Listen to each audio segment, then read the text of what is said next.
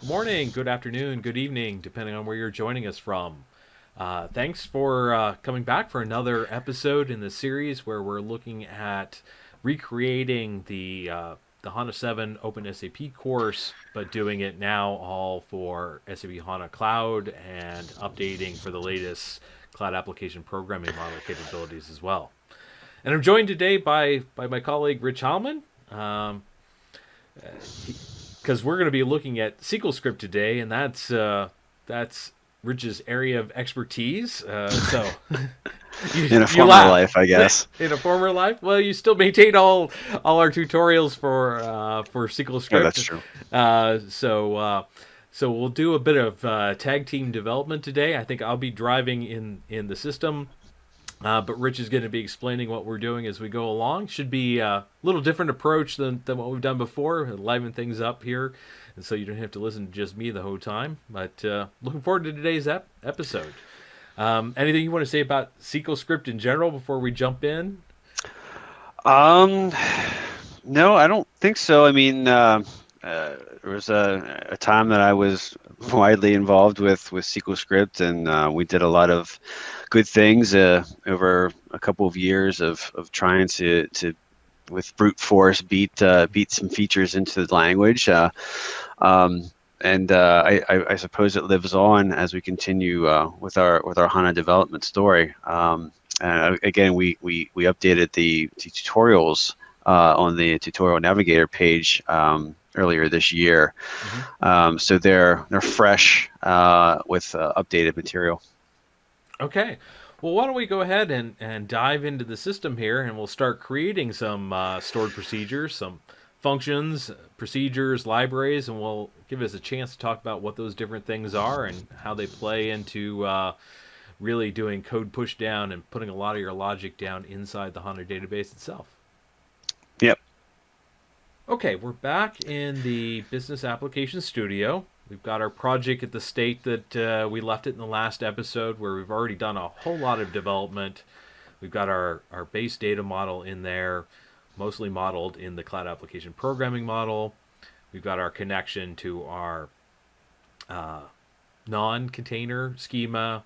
We've got our connection to our user DB container. We've done calculation view development. But what we want to do is we want to start doing SQLScript development, and that's similar to like the calculation view development. Is going to take us out of the cloud application programming model side, and we're going to work just in our DB source folder, and then deploy these with the HDI deployer. A little bit later, maybe we could show how we could take a function and tie it into the cloud application programming model. Once again, similar to the way that we took a calculation view and did just a proxy wrapper entity on top of it. For the most part, we're going to stay with pure HDI HANA development for the most part today. And Rich, we wanted to start with with creating a function. Maybe you could tell the folks at home what's the difference between a function and a procedure. Yeah. So with HANA, we have functions and procedures, and so the difference is what we have here is for procedures. For procedures, those are callable runtime objects, right? So we say call and then the name of the procedure. And, procedures can have any number of input or output parameters, whereas with functions, and we have two flavors, scalar and table functions, they act a little bit differently. So with scalar functions, which we're going to create here, the scalar function is designed to be callable straight away also, but also it allows it to be called within the field list or perhaps the where clause of a select statement. So you can actually you can get quite complex with these as well in your field list of your select statements by burying one into another. So you can create some very complex logic by having these functions stacked upon one on top of one another. But for this exercise, of course, we're just going to keep it very simple so that you understand understand what we're doing here. So Tom's creating this get full name function, and this is designed to do what it sounds like. It's going to take a couple fields and concatenate them together and give us a result of the full name. So first name and last name, and our result is going to be those two names put together. Yeah. And we want to do this for every row of our result set, and then we'll go ahead and call this function within the field list of a select statement. Okay.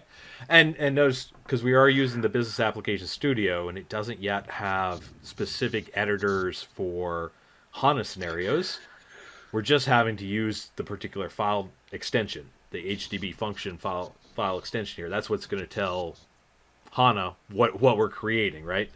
So there's no wizard or anything that lets us choose the object type like we have in the Web IDE, at least not yet. So go ahead and create that. And I put it in a folder named functions. It doesn't have to be named functions. I just like to group things logically together. I mean, that could be XYZ folder. The folder name is meaningless to the system or to HANA. There's no special logic applied there. That's to help us humans find out what this content is, right? Yeah, and I don't want to type it because I've got the source code already over here, so I'm just going to go ahead and bring it in, and I'm going to do something else here too. That this is specific to the Business Application Studio, but actually I'm going to make this a little smaller here for a second. Notice in the bottom corner here, it says plain text, and that's the parser that it's using to process this file. And once again, we don't have the HANA specific syntax supported yet. But what we can do is we can come in here and change this from plain text, and we can say SQL, and that's going to be better than nothing. It's not going to be perfect, but as you'll see here, now that I've changed that to SQL, yeah, well, that is helpful. Mm-hmm. Yeah, it's better. Yeah. Now I think what we could do here, I'll make that. I could say, I don't know. I know in VS Code, there's a way to also set it so that every time there's a file extension with that name, it'll auto default to that. I probably should have looked how you do that in the Business Application Studio ahead of time. I think I would have to use the action bar to do that. Yeah, I mean, rather than set it each time, yeah, we'd open our preferences. From here too, in the preferences, I could set the preferences for a particular file as well. But for now, I'll just set it manually. So you want to walk us through what we're seeing here? Yes, we're creating a function named get full name, but what's this other stuff we got going on here? Yeah, so I mean, this is pretty rudimentary here. We have our input parameters. First name, middle name, last name, and employee IDs in there as well. And then our returning parameter is called this EX full name. So we're just checking to see if the middle name is provided, and if so, it includes the middle name in there as well. If not, then it just takes the first name and last name and puts it together. And then finally, that last if statement, if that's supplied, then it actually puts the employee ID in there as well.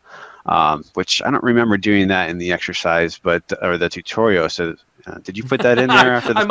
I might have tacked some extra stuff on there. Yeah. Yeah, that's fine. That's cool.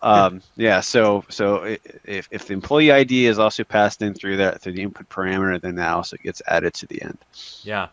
And I might have done that because to show the association was working. I wanted it because the employee ID is the source of the association in the CDS relationship where this is used. So later that's helpful just to demonstrate what's going on. But I think the key here is we have imperative logic, right? Unlike regular SQL where you wouldn't have imperative logic like ifs and elses and case statements and stuff like that. Yeah, exactly. Yep. Step-by-step, non-procedural type code we can put in here. Yep. All right. So let's go ahead and save this. And we are using this type, EX full name, which I think I created in advance back when I created my local data definitions. Let me just double-check that real quick that I have created that. Otherwise, we're not going to get too far here. I think schema... So I tell you what, let's we'll pause the video real quick and I'll put the types in here. Otherwise, we're not going to have Why this do you need defined. EX full name?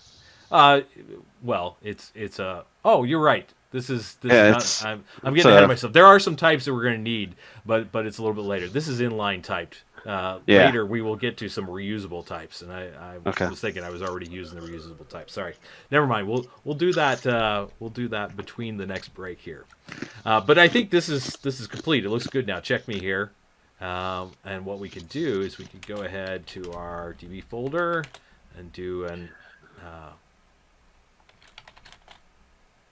npm start. And that should deploy into the database. One modified file. Should see, yep, HDB function was what it deployed into the database. And all good. So now if we go over to the Database Explorer, DBX, and we go over to the Database Explorer. Here's our HDI container. And now when we go to functions, content from last time, there's our get full name. And we want to test this real quick. Can we just do this with the generate select statement? Mm-hmm. There we are. Get full name, and we can type some garbage in here. Mm-hmm. Rich, not that your name is garbage. Mm-hmm. Let's leave the rest blank and see what happens. All right. Hey, that looks good. Yeah. Middle name? You want to share with? You want me to make up a middle name for you? Sure, why not? There we are. Now we get middle name and an employee ID. 1, 2, 3, 4. Okay. There we are. Yep, looks good. So looks like it works. Mm-hmm. So we got some imperative logic, but being executed in the database, and you just see here, it can be put inside a select statement, because that's what we're doing. We're doing a select against that. Not a call procedure, not any kind of special logic. As you're going to see here in a minute, we can take this and drop it into other larger select statements, right? That's right. We can also call that in the context of SQLScript, we can call that function get full name without a select statement as well. Okay. That's also possible. Okay. We've completed our function and tested it. So now we're ready to move on and create a stored procedure. So while I do a little bit of setup here on the folders and files, you want to explain to people why a stored procedure as opposed to a function? Well, with the procedure, we have the ability to have as many input and output parameters as possible. Yeah. But we also have the ability to do parallel processing. Okay. So we can have many select statements within our procedure, and depending on whether or not they're dependent on one another, they can be massively parallelized. Okay. Which gives us a lot of the power behind HANA, right? Crunching these many rows and result set processing rather than one line at a time, right? Yeah. All right. Well, let's look at an example here. Got one prepared for us. And this is going to be interesting because not only is it a stored procedure, but as we'll see here in a minute, it also uses our function inline as well. Mm-hmm. But you want to walk us through what we're seeing here?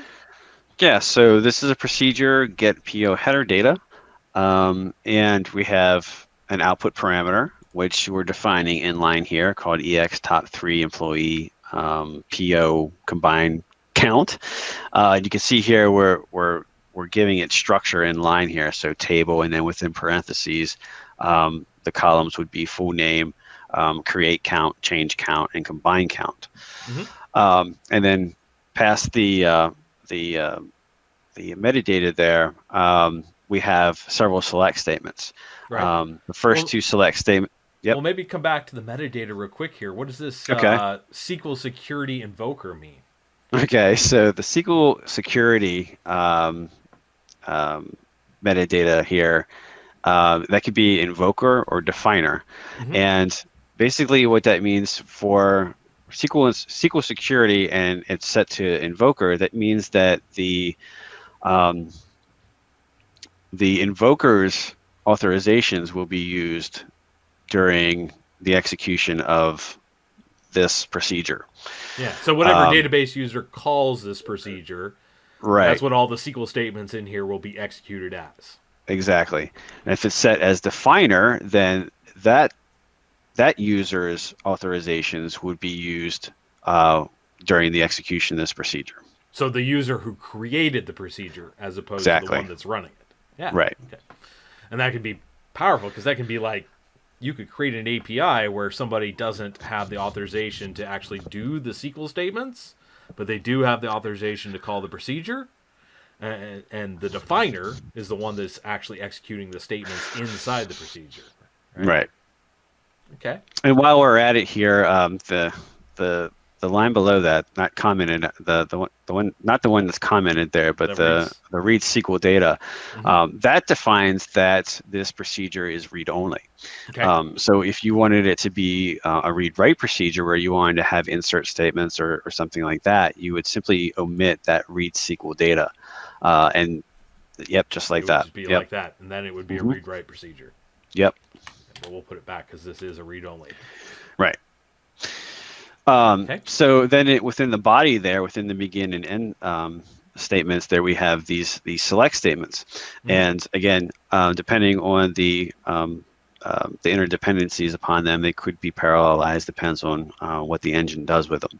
Mm-hmm. But anyway, we have two here that are selecting from the PO header table and determining a number of creation count and a change count per employee ID, right?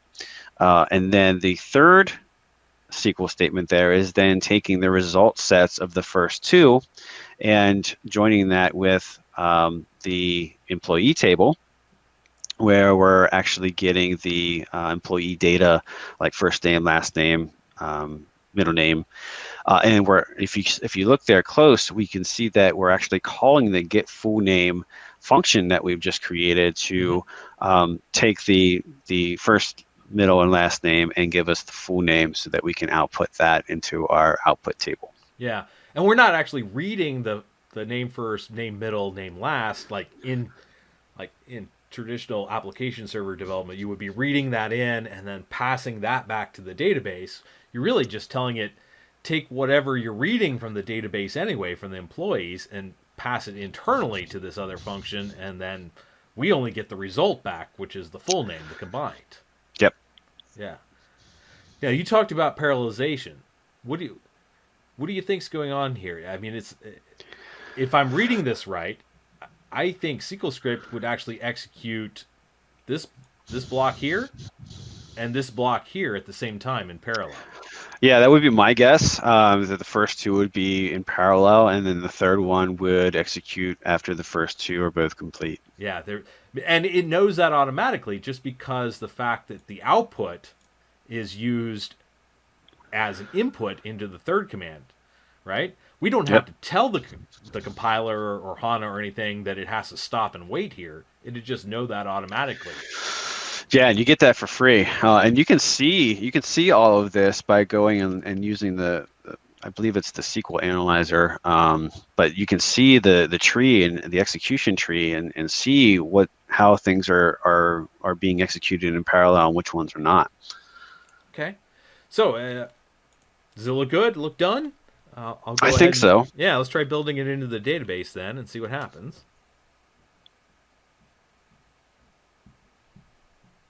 So, one new file here, right? Yeah, one new file and procedure send in the database, no errors. So, looks good. So, let's go back over to the Database Explorer now. And this is going to be in a different category here. This is going to be in the procedures category.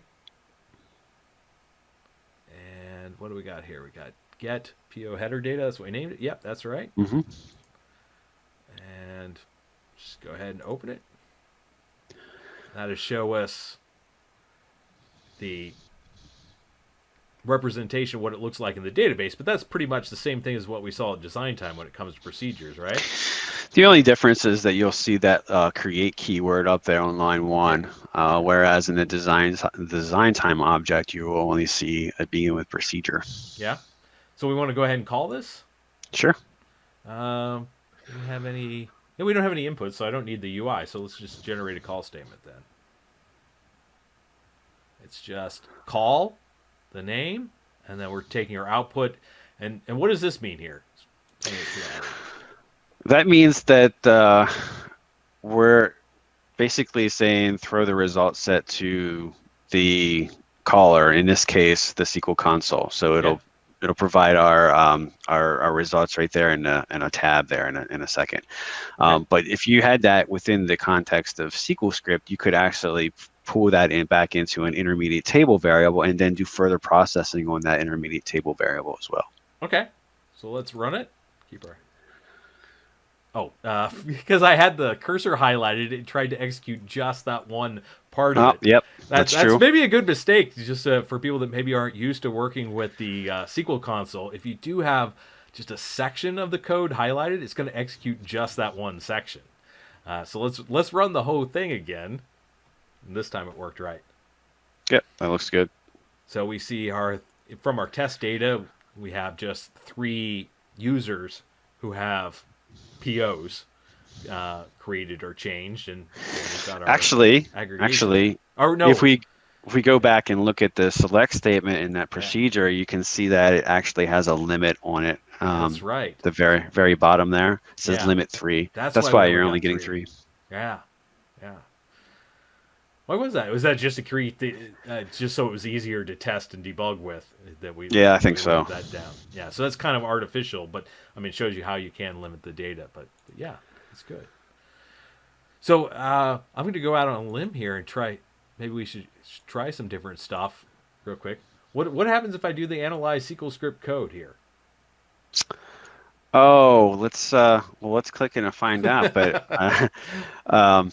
I think this is the SQLScript code analysis tool, where we have a set of rules that we're looking for. I can't remember them off the top of my head, but it's things like it's checking for like a SQL injection prevention things, security and consistency. Kind of like the ABAP code inspector, but for script, and it's designed and it's based off of a set of rules that are supplied by SAP.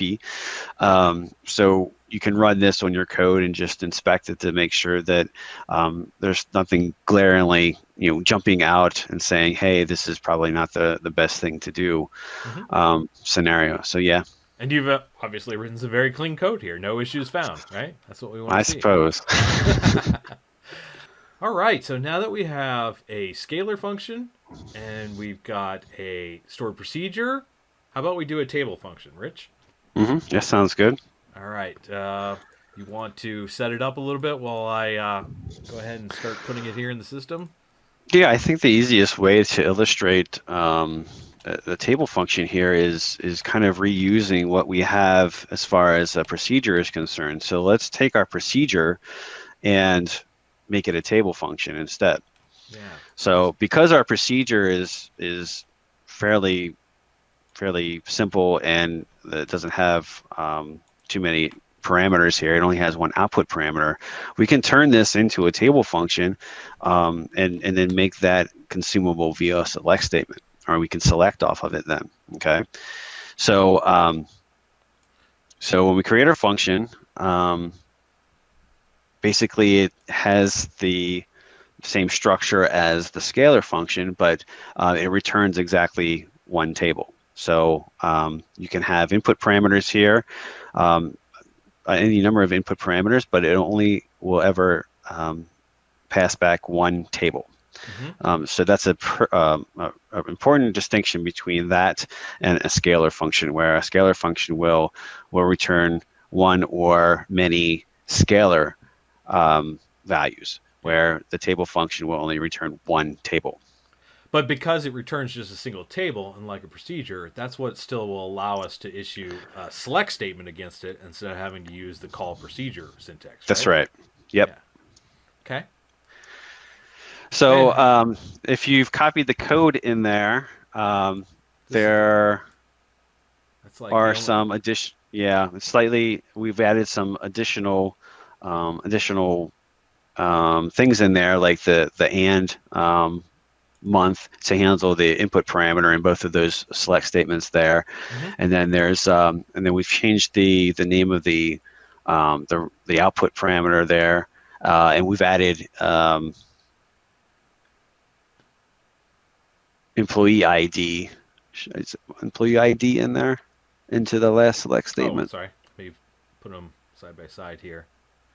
No, it's pretty much the same, isn't it? Yeah. Yeah. You Yep. don't have the limit on this one. And we have to remove the limit. Yeah. Yeah. Yep. That looks good. And now you do have this extra line here at the end, though. This return. Right. So, so in this case, we're working with our intermediate table variable, EMPPO combined count, and that is what you never declared it anywhere, right? No, that's one of the nice things here is that you don't have to declare your intermediate table variables in functions or procedures explicitly. You can define them as implicit variables, which means it gets its structure based on the right side of that equation. So the select statement, it gets its structure based on the fields that you select from the select statement. So no, we don't have to define that. But in this case here, we're putting our results into that intermediate table variable, and then we're simply doing a select against that intermediate table variable to pass out as our result set. Okay. And maybe it's obvious, but what's this month here, right? What, where did that come from? And maybe I'm the one that added that to this. Month, that is a built-in function within HANA SQL itself. So that is one of our built-in functions that we deliver to do some sort of formatting. I think there's actually quite a few SQL built-in functions that we have around dates and times and other things like that. But yeah, I do believe that's something that you've added in there. Well, because when I changed the data model in the cloud application programming model, when I made the switch over from regular SQL, these turned into date time stamps. And then it was just too hard to test to have to put in the exact date, time, and microsecond. It was hard to get a result. So I changed it so it only compared the input date. It only took the month, and it gets everything changed or created within that same month. It just makes it easier to test.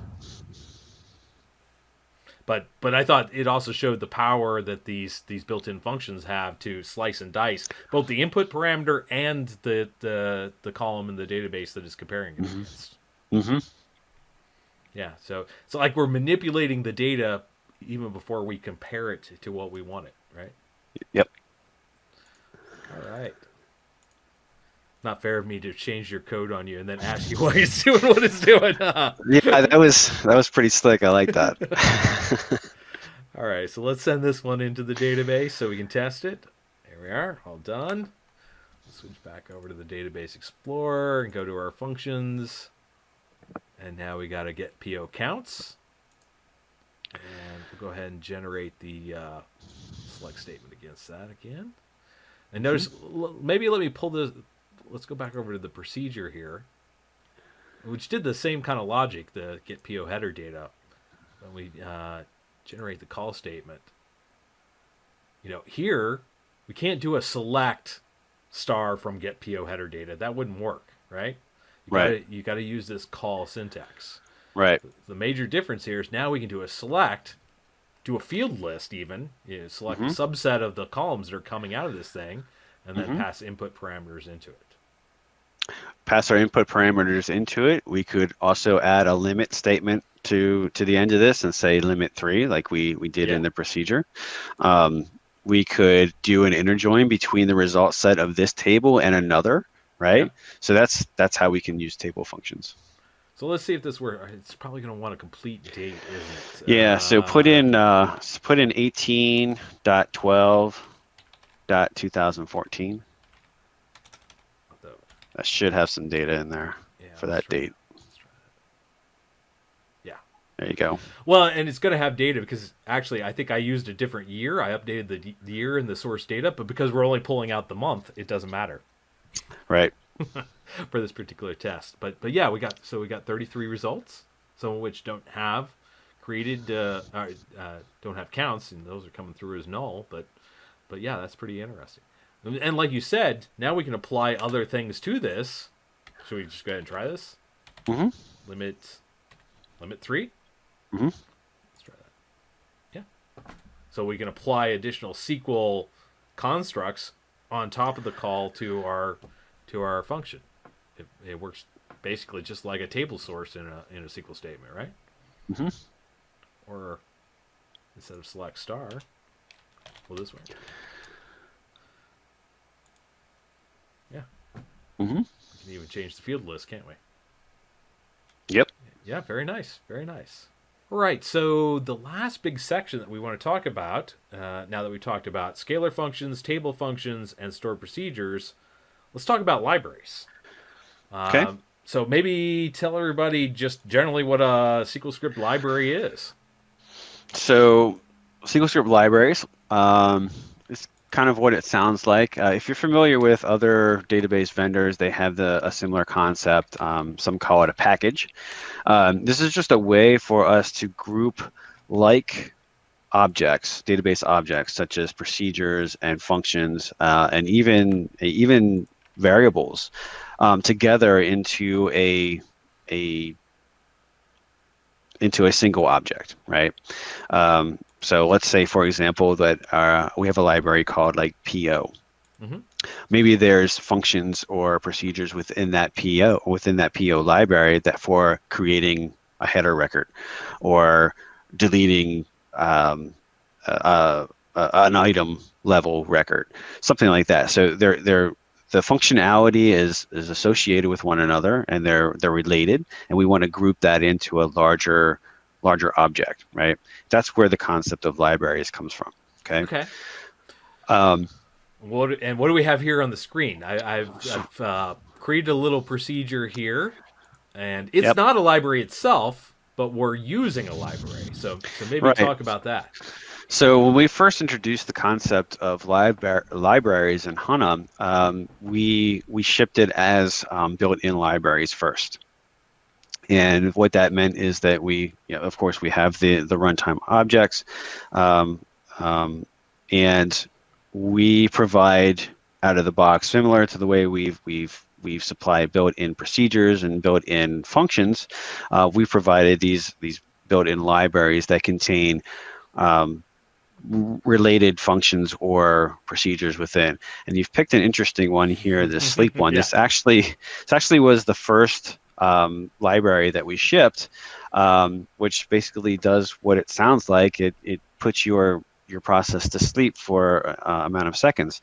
Yeah. And why this was important at the time is that we wanted a way of actually putting a process to sleep for however long without actually churning CPU time.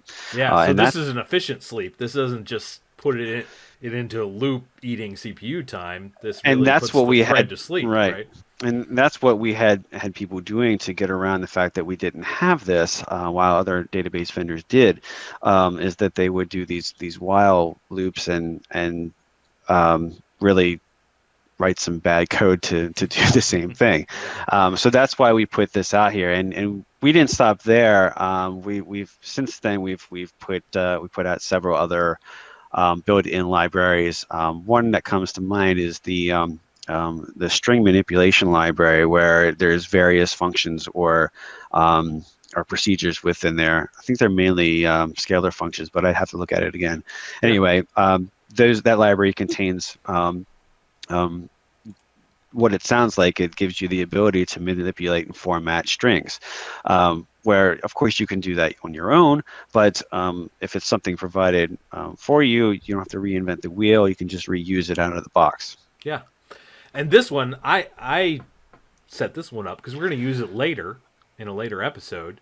I used the sleep function to simulate a long-running database process, but do it in a way that doesn't put a lot of load on the database. It will let us test. Later, we'll see. What happens at the service layer when we call a database process that does run for 30 seconds, and later we'll talk about circuit breakers that will catch long-running processes and kill them without them just running away. So if you had a procedure that was written badly and got into an infinite loop and ran for 3 or 4 minutes, how we can catch that from the application server layer and kill it long before it just runs amok on the server.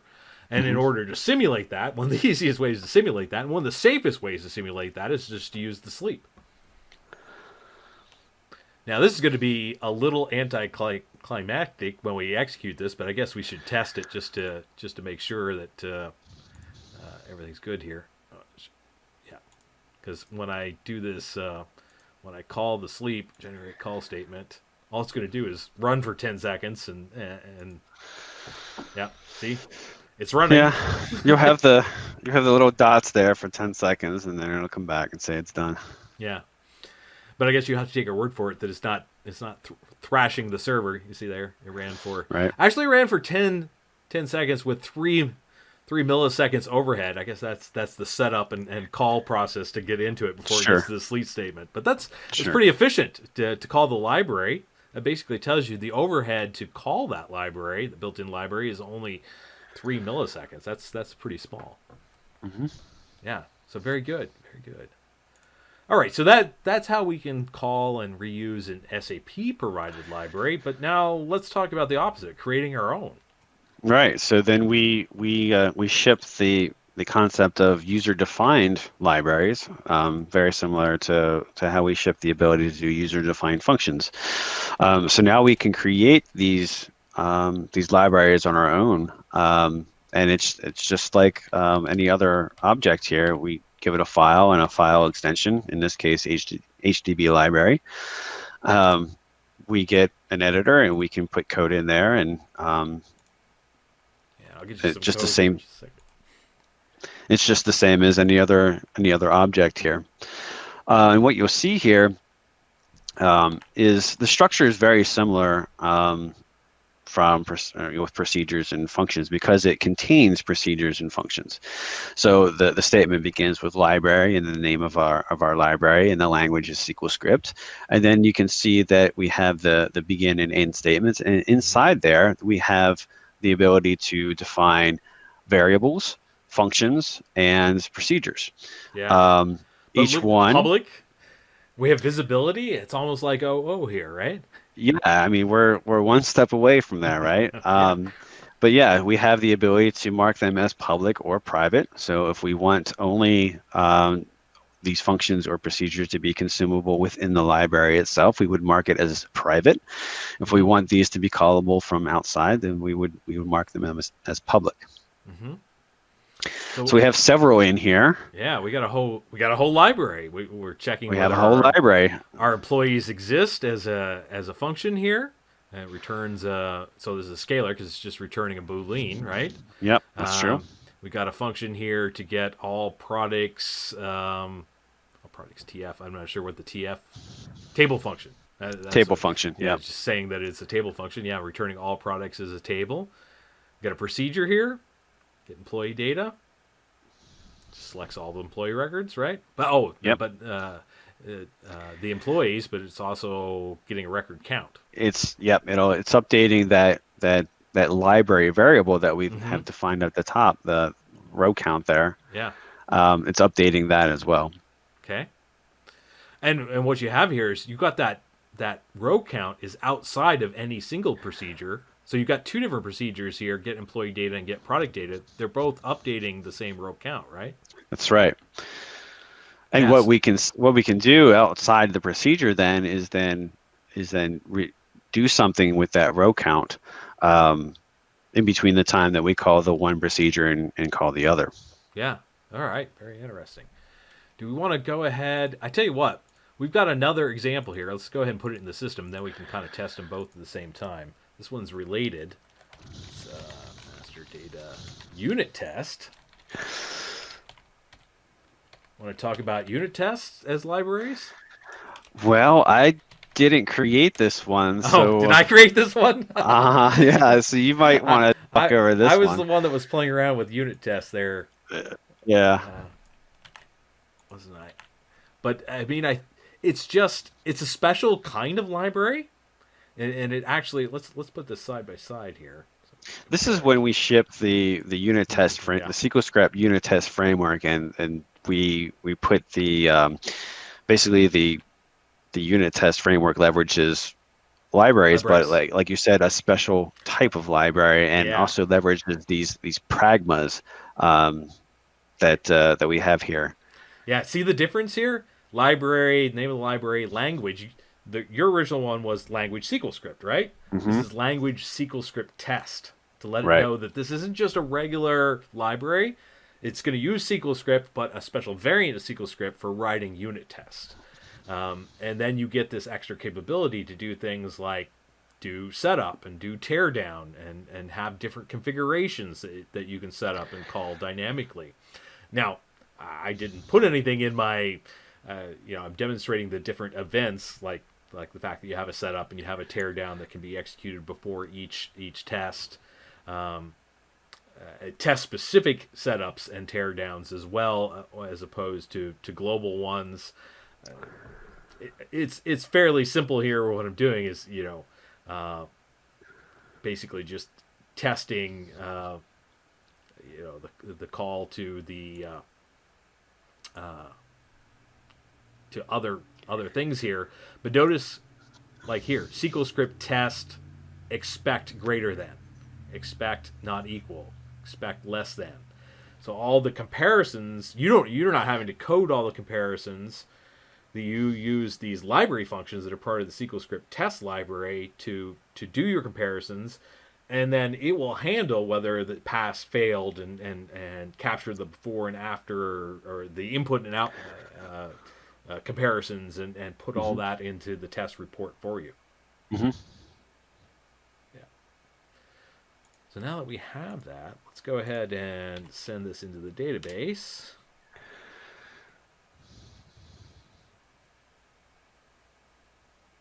Go back over to the Database Explorer. Let's refresh.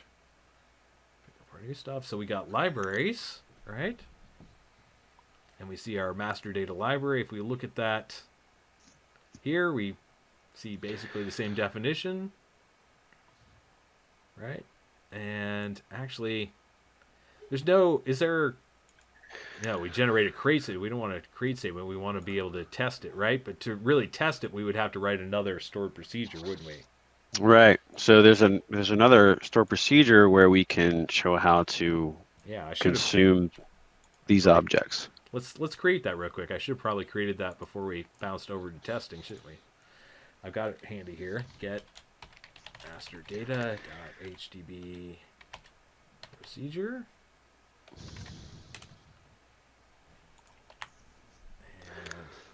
Quickly, I think this is pretty straightforward since we already looked at how to call a built-in procedure. It's pretty much the same thing, but so when we first shipped the concept of libraries and we wanted to use libraries within our procedures, we had to have that in the begin statement there, where we had to actually call out and say, hey, we're using this library. I think it was begin using, and then the name of the library. A couple support packages later, we removed that, and now you don't have to have that. You can call them straight away, which is what we're doing in this example here. We're just calling the master data library, and then colon, and then the name of the variable or function straight away. So that's how we access that global variable as a part of the library, right? Yep. And this is how we can call, the procedures inside that library. Yeah. Yep. Or call, this is one of our scalar functions, isn't it? Scalar function is the first one there. Yeah. The employee exists is our scalar function. Yeah. So let's now that we have that, let's push that into the database again. And then we'll have something to test our library with, won't we? There we are. Let's go back over. Let me look at our procedures. Should have our get master data. Let's go ahead and run this. Call statement. It's pretty straightforward. Oh, but it's got a bunch of input. No, those are all the outputs, right? Those are all the output Yeah, parameters. we have no yep. inputs, so this should be easy to test. So we'll just go ahead and run that. This is also interesting because this is an example of a procedure that has multiple table outputs as well, and scalar outputs. And scalar. And we see how that comes out here, that we just get in the console, we get multiple results, don't we? Yep. So we're seeing our employee data. Looks good. You'll see all the table outputs as their own result table there, and then all the scalar outputs are actually put into one tab as well. Which is this last one. Mm-hmm. Yeah, it always puts it last. Yep. Doesn't it? Yeah. And then there are the separate ones here, like EMP exist, EMP count, BP count. So we got the individual counts there. Yeah. And the employee does not exist for whichever one we passed in there at the start of the test. What was that? Mm-hmm. Oh, yeah, we just made up a name. We just made up a number, and it does not exist, does it? Yep. Yeah. Yeah. All right, and then we've come to the end of another episode. This was, like I said, a little different. I kind of like the interplay here that I could type and navigate while you talked, Rich. That was very convenient for me. I don't know how you liked it. Yeah, it worked out good. Yeah, I put you on the spot a couple of times of making you explain code you hadn't seen before, but. Thanks for that. I like the challenge. Yeah, no problem.